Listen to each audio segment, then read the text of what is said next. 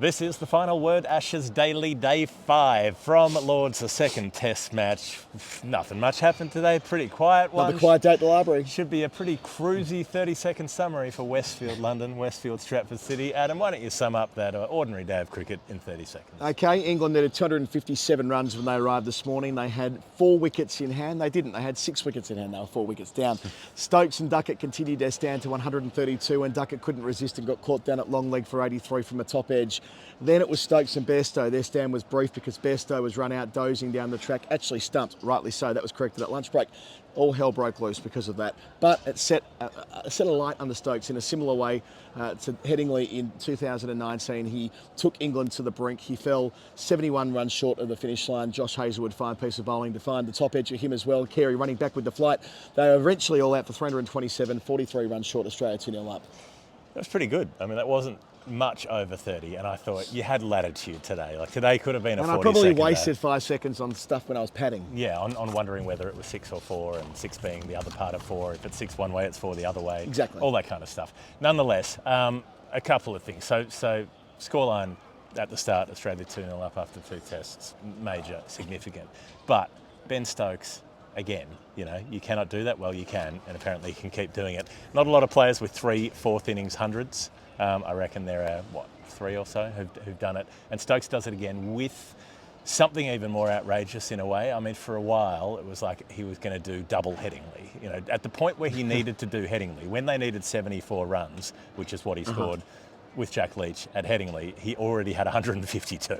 So it would have been a double 100 Headingley had he been able to bring it home. We needed to make 200 plus. Yes, he needed to make a double 100, which he's done before, and that South Africa one, you know, could have done it again. 9 sixes, like the cleanness of the hitting, and all of it in that context stems from Bairstow being run out, England being furious, Broad coming out to bat, Stokes and Broad being as pissed off as each other, everybody in the stands being angry about it as well, and it just whipped up into this perfect storm half an hour before lunch, 5 overs or so when they pound, or Stokes. I mean, the 50 partnership, Broad's got 1 when Stokes brings up the 50 partnership off, I think 26 balls. Yeah, I was going to say 26, 27 balls. That included the maiden that he played out at the start field, I'm pretty sure. 3 sixes off 3 balls from Cameron Green, took to Josh Hazlewood as well, on the slightly shorter side, down the hill, into the stands. Every time he swung through the line, it went for 6. It was strategic hitting. If you want, it's baseball, right? Like he worked out the quadrant of the ground that was working for him, hitting with the wind down the hill, psychologically, I suppose, down the hill. Something that he did in the 2019 final here as well. That was the mound stand. It was the tavern stand on that day too, over to the right of where I'm talking at the moment. And the only time that he went the other way was Hazlewood's first ball of a new spell when he hit towards the grandstand. That's when he found the top edge. They actually played that pretty well, T20 style, where they were segmenting off parts of the ground where they didn't want Stokes to score. It took him a while to work it out after lunch. I didn't think it was great to let him have the single whenever he wanted, because it only meant they got 2 balls at Broad per over, and they never really made it so that Broad would face the first of a new one. Nevertheless, happened when I think Green got one past the drive wide of the off stump, and then they got Broad on strike for the start of an over, but he jabs a single off his ribs second ball, and then Stokes is back on. I mean, Broad was batting well too, by the way. I mean, Broad did everything right, did everything asked of him. They put on 108. He made 10 or 11 of those, but he absorbed about 30 balls in the process, and that's exactly what England needed. And I wasn't entirely sure Broad had whatever it is you need to do anymore, and he proved that he does after being hit in the head first time around. So a brief word for Stuart Broad. But I was full of admiration for that. The way he played, he took it on the body when required. He got up over the top of short balls. He gloved them down into the ground. He played bravely. It was courageous batting. He knew there was a purpose. He believed in the purpose. And we've seen him play some very flighty innings before, but batting at 8, he recognised that he had a responsibility and he lived up to it. And he was fired up as well. He said something on the stump mic about Carey only being remembered for that. And look, maybe Carey will be remembered for the stumping of Johnny Bairstow. I say stumping because it was initially on the scoreboard as a run out, but of course, if you don't take off for a run, and he didn't, let's not give the impression that Bairstow was trying to seek an advantage or anything like that. He wasn't. It was pure dozy. Maybe we should go there now because there'll be expectations of us giving the hardest take. It's just out. And it's just, you know, the nebulous idea. I remember standing here with Daniel Norcross after the Deepti Sharma run out last year at the non-strikers end, and the hand-wringing over spirit of cricket, as ever. It only ever gets used as an argument or a debating point when your side's been on the wrong end of a poor decision. Right. I mean, yesterday, the umpire, third umpire, Murray Erasmus, had a tough decision to make about a catch, again, just behind us here.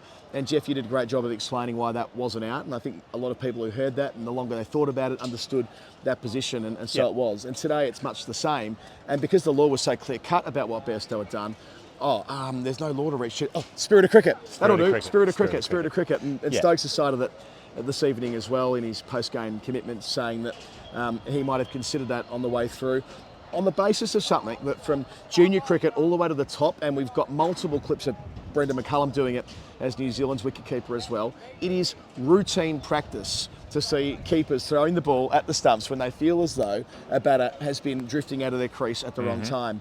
And so it was here. They said after play, Cummins, that Bairstow was doing it quite a bit. They detected he was doing it quite a bit.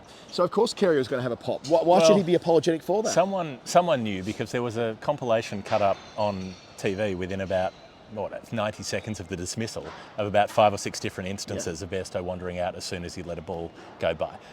I would explain it in this way. You put aside which country it is, which team it is, I don't care.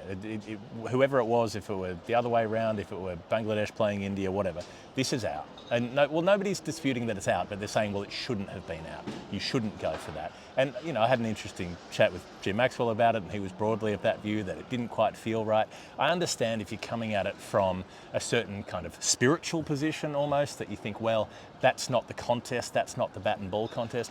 But I would say this, your number one priority, the thing you were taught, first of all, when you go out to bat, is that you have to know where the ball is, and you have to know if the ball is live. That is a thing you can do no matter how well or how badly you're playing. You can know where the ball is at any given time.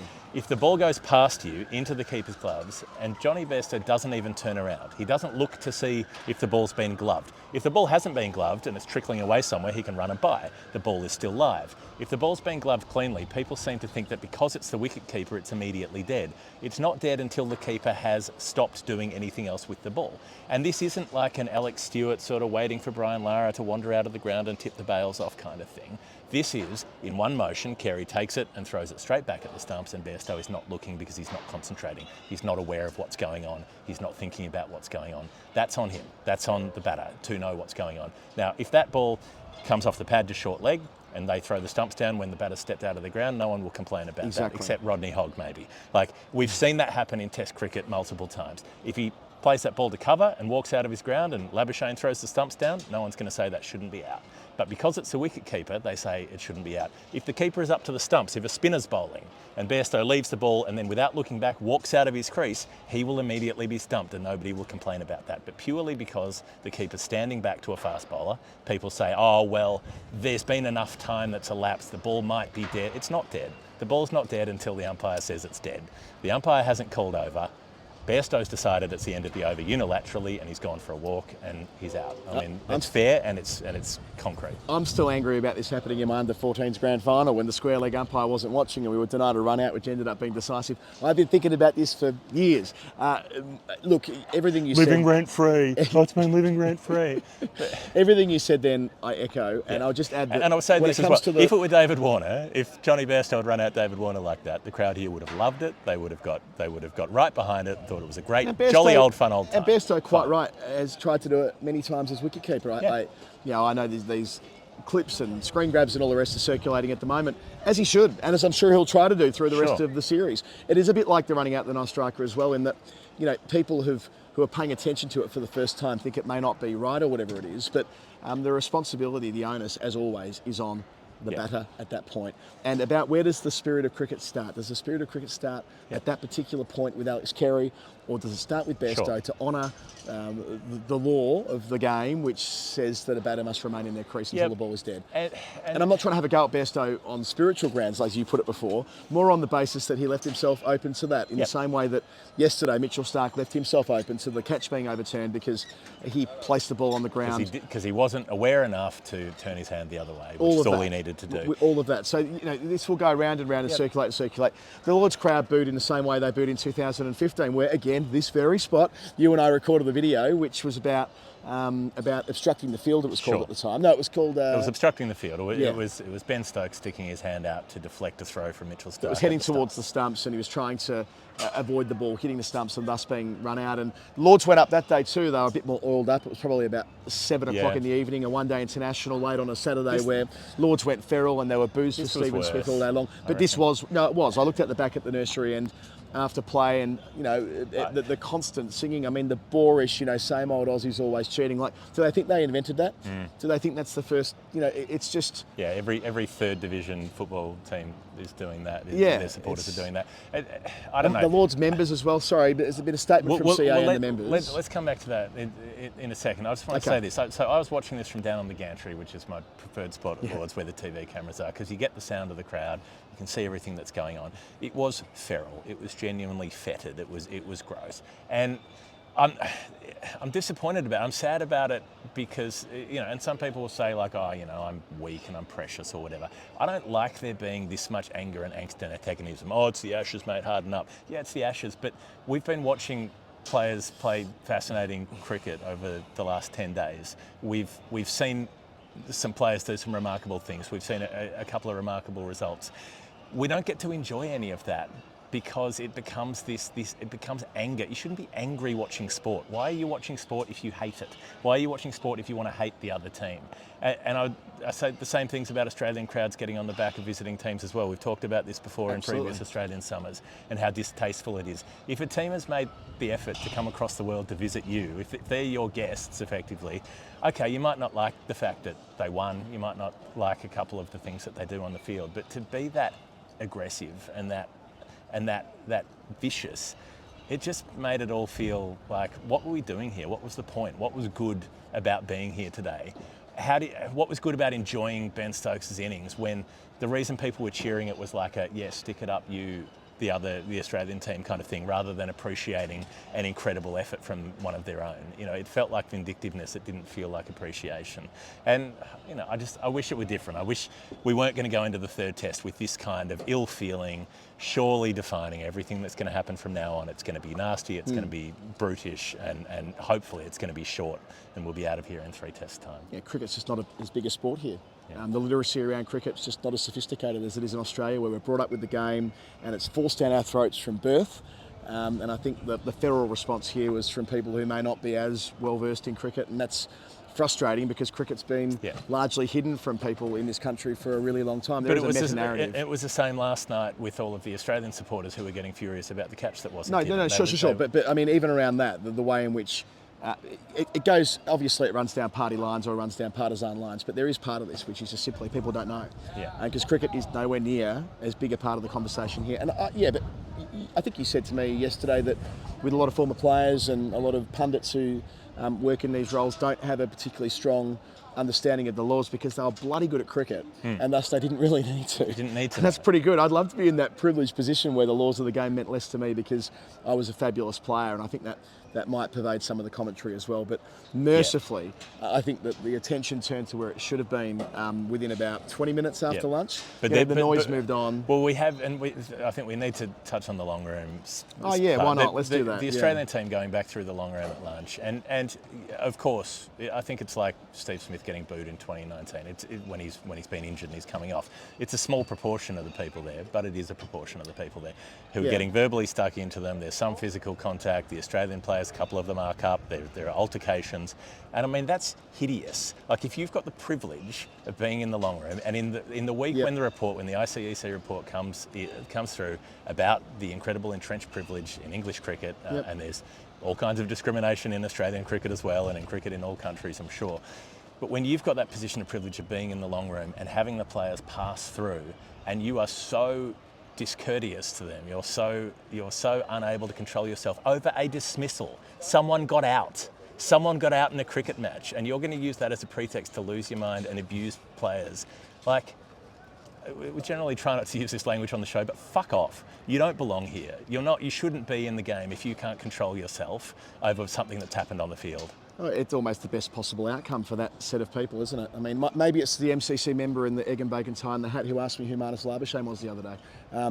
They just are there to hand out their business cards. Yeah. A lot of them over there, and good luck to them. Honestly, good luck to them. But there is an inbuilt frustration from me at that, because it is so ridiculous. What do you think, by confronting Usman Khawaja and David Warner on the stairs, that things are going to change?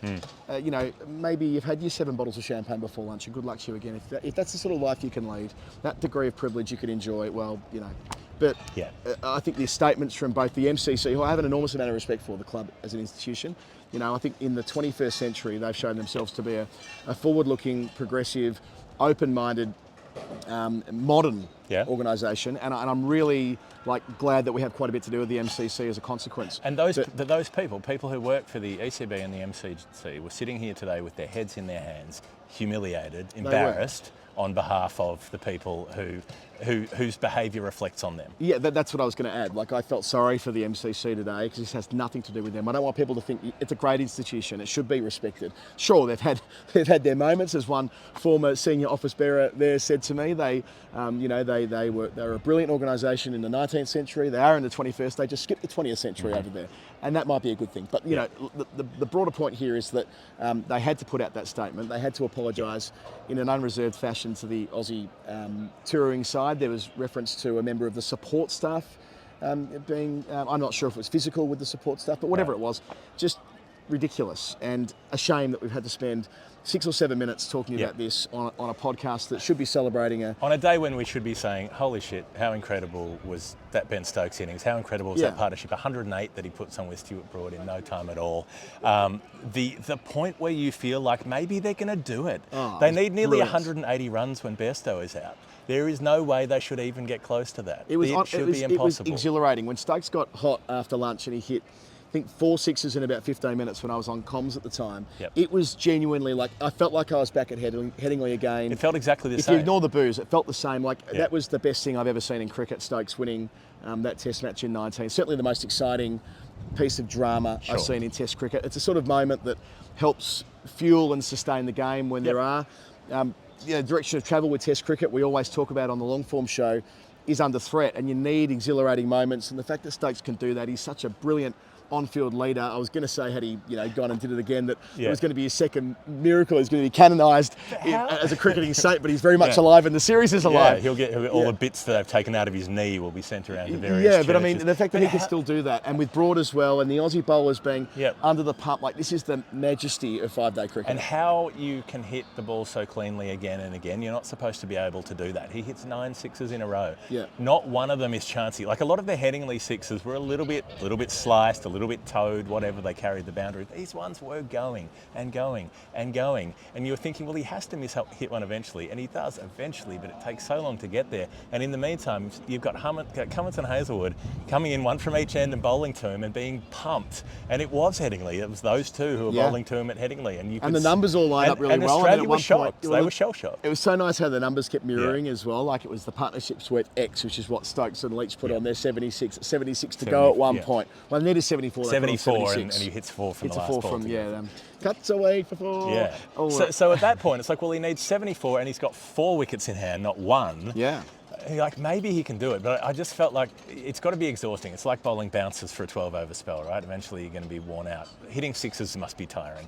And also he middled so many shots to the fielders on the fence and didn't take the runs. So there was probably 20, 30 runs out there that he would normally have got that he didn't get because he wasn't taking. Kind of like centre wicket practice, wasn't it? Giving fielding drills out to the boundary. He was hitting it so sweetly. And I think Stokes needs moments like what happened before lunch to move him into that next gear, or adversity to be such... Like the 100 he made at Old Trafford last year when they were under the pump. They were 40-odd for 4, and they were on the cusp of losing the series in straight sets to South Africa. That got the best out of him last year. When he was batting with Johnny Bairstow at Trent Bridge, when they hauled down 160 in 16 overs after tea to go 2-0 up and win that series too. But the way that he did it, he needed that adversity there, and he needed today. It's just something about his character. I don't think Ben Stokes is ever going to finish with career stats that make people swoon. I mean, sure, he's got things that stand out, like fourth innings tons that you raised before, but he'll always probably have a batting average with a 3 in front of it, and a bowling average with a 3 in front of it. But it's the lived experience of enjoying the Stokes era that makes him truly one of the greatest all-rounders, if not the greatest. I mean, there could be an argument that by the time he's finished that he surpasses Botham, even though Botham's numbers will be superior. Botham's numbers aren't that crash hot. That's the thing. I mean, on the sort of over 35, under 35 batting bowling thing, Botham doesn't qualify. Like, he averaged under 35 with the bat and over it with the... I think he's over with the ball by the time he's done. But he's certainly under with the bat. He's 33. Sure, but I mean, nevertheless, we're not doubting Botham's greatness here. It's more but it's a similar thing, is that he has these great moments. Performances, great matches, and it's not necessarily... Truly match winning. And he's had to do it through his body falling apart. He's obviously got some... I think it's a hamstring issue. I can't quite tell from where he's reaching the back of his leg. When he was fielding yesterday. His knee's gone. Yeah. He's got a finger that nearly fell off a couple of years ago. The well-documented mental health challenges he came back from. And don't get me wrong, he did some bad shit in 2017, which we should never forget in all of this as well. But Ben Stokes, you know, maybe it's version 3.0 with him, is one that's doing great things for Test cricket. And I'm glad and privileged to have been here to observe today what could have been another truly monumental win for England. Instead, they fall 43 runs short, and we're still talking more about that than we are Australia. Yeah, and probability tells in the end. He gets the top edge. Carey runs around to catch it. I mean, the significance of that moment as well. Obviously, the crowd on his back, absolutely. And then Ollie Robinson comes out, gets out immediately, swishing hook shot. Broad gets a nasty short one, and eventually his resistance finishes, and then you have Josh Tongue and Jimmy Anderson doing a bit of fun stuff at the end. And I mean, they had a few. I felt sorry for Jimmy getting absolutely bombed. He was hit everywhere, including on the grill. Tongue jumping off the pitch to hoik it anywhere he could. They never gave up hope, you know. Like they added 25 at the end, and I reckon they believed by the end they were going to do the whole thing, the whole enchilada, and get the whole 69 nice, and they didn't. But the fact that they believed it added an extra layer to that final half an hour or whatever it was. And Mitchell Starc taking, leg stump out of the ground. Yeah. And Mitchell Starc was the influence who wasn't there at Headingley in 2019. True. He was there today, so maybe he was the one who wasn't spooked by the memories. I'm sure Cummins and Hazelwood at some point were going, oh God, it's happening again. How can it be happening again? It's an even bigger chase. Let's go to the final word, Hall of Fame. The Final Word Hall of Fame is brought to you by Westfield London and Westfield Stratford City. More extra, less ordinary. What I'm going to do tomorrow, among myriad other things, is get myself dressed up. Okay. How am I going to do it? I'm going to go there. Why? Because I need some new clothes. You need some new clothes? I'm wearing the same bloody clothes all the time at the moment, and I'm sick of it. Okay. And I like to wear a jacket. You're a fancy boy. I like to wear a jacket and trousers. I like to wear a shirt that's ironed in the morning. Winnie said to me this morning when I was ironing my shirt, your shirt feels hot, you're going to work. I'm like, your shirt feels hot. She touched it after I had the iron on there. Hot shirt. So go and get a hot shirt. Hot shirt, City Get one from Mossbross. Get one from any of the other places that we've listed in the last week or so. It is the biggest shopping centre in Europe, including the two black holes in the Cosmos. And I think that you should get down there. You should go to Westfield London, Westfield Stratford City. Tell them that we sent you. Enjoy all the other things you can do while you're there as well. Go to Putt Shack. Yeah. Go to Sixers. Hit some dingers. Hit some dingers. Hot shirts. I'd like to shout out to the YouTube commenter who I think just couldn't spell the word hosts, but described us as you two hots. Thank you. Feeling good. Hot shirt right here. Didn't iron it, but it is hot. Now, okay, let's move into the Hall of Fame. I mean, Josh Tongue for me has to get it for playing a shot, I'm going to say 2 feet off the pitch to the leg side. Nearly took out Matt Renshaw. Matt Renshaw had to move after he went off to. Was it green bowling? I think it was green. Pavilion end when they had the second new ball and they didn't take it. And it kept being sort of shortish down the leg side. He starts backing away. Green starts following him. He starts backing away more. And it gets to the point in this war of attrition where he's backed away so far. Green's kept following him. He ends up back about here. By the time he then shovels the ball out, it's basically the top of the bounce and he plays an on drive from a pull shot stance. Well, he nearly gave Renshaw a hip and shoulder. He got right up over there as he was playing the shot as well. And Renshaw did take half a pace back for the next ball. So I enjoyed that as well. Something that's not related to the play, but I just want to say on the way through that Ellie Oldroyd ringing the 5-minute bell in the pavilion today was very special. We love you, Ellie, one of our best friends on the show, and that she was given that honour today over there in the pavilion. It is very special for her. Can I also say happy birthday, Tim Peach. Happy birthday, Peachy. BBC producer who does fine work. Who's worked with Ellie for a million years as well. But in Ellie's case, I mean, she is an MCC member, and she's one of those who got the chance to become a member after the reforms of the late 90s, which enabled women to become members for the first time. So again, an emblem of the way that organisation has been on the front foot in all the right ways in recent years, and she's part of that tradition. And the disappointing behaviour of some of the fuckwits in there today doesn't detract from the organisation at large. All right, I think that's it. I think that brings us to the end of the daily. I hope it's been in some way, I don't know. I'm sorry for getting grumpy before about England cricket fans. It's not everyone, of course. Of course it's not everyone. But you know, there is a layer of this that, you know. And yes, we're tired. And we know that other things happen, bad things happen in grounds all around the world. We've been there. We've been to most of those grounds. We talk about them. We've seen it, we've heard about it, and we talked about it. So, you know, if you want to jump down somebody's neck on the internet, maybe look somewhere else. But mostly our audience is a very well-rounded. You know, they investigate things, they're curious, they think about things, and so that's what we're hoping to do here on the show. If you've made it this far, then you probably don't hate us, or maybe you really hate us. I don't know, maybe you're really just waiting right until the end before you can, I don't know, reach climax. Here's the good news. We're going to be at Leeds in a few days' time for the 3 days. third We've got test 3 match. days between now and another There is test match. no turnaround whatsoever. I'm playing a full day of cricket on Tuesday between times because I just bloody love the cricket. Run someone out. Run them out when they're not looking. Do it. Yes, just like Brett Kirk, we really love the footy. We're both going to be going to Leeds, and we're going to be going there thanks to Westfield London, Westfield Stratford City. More extra, less ordinary. Thanks for watching and your comments during the week. If you really like us, patreon.com/the final word. That's got to be it. Another long show. Sorry about that, but it's been that kind of test match. It's been that kind of 2 test matches. We should be so lucky. We should be so lucky. Lucky. I'm going to say thanks for listening too. I mean, not just watching, because it's the listening and the watching. All of that. Next week at Leeds. Gareth Keenan. Let's do it again. Okay. Good night.